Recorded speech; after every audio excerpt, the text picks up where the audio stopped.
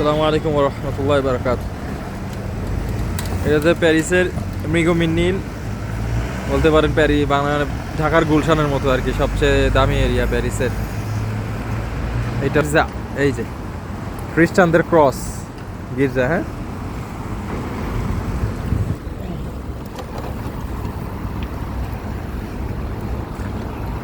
আমি খুব কাছ থেকে দেখাই আপনাদের গির্জাটাকে। এটা হলো 1 2 3 4 5 6 রাস্তার মোড়। এই বিল্ডিংটা তৈরি হইতেছে সাদা, এই যে পলিথিন দিয়ে ঘেরা।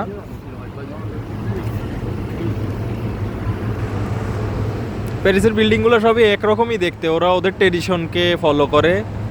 ওরা প্যারিসে কোনো বড় বিল্ডিং বানাবে না, কারণ ওরা ওদের ঐতিহ্যকে অনেক বেশি সম্মান করে, প্রাধান্য দেয়। ওদের ঐতিহ্য অনুযায়ী ওরা বিল্ডিং বানায়। এই যে চারদিকটা দেখালাম, এবার এই গির্জাটা কাছ থেকে দেখেন।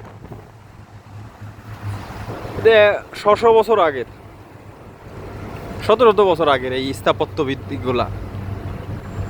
এই যে ক্রস চিহ্ন,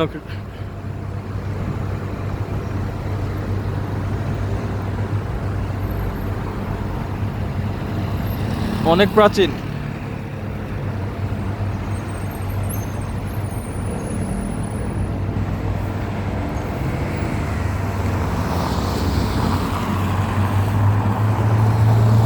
সব জায়গায় বসার জায়গা আছে,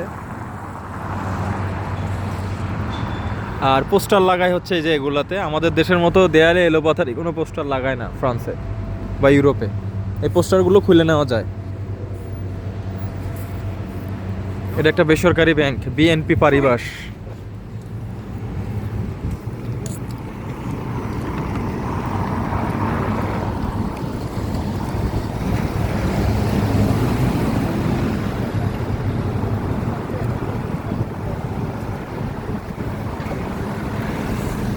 কুকুরটা অনেক সুন্দর, শিয়ালের মতো দেখতে যদিও।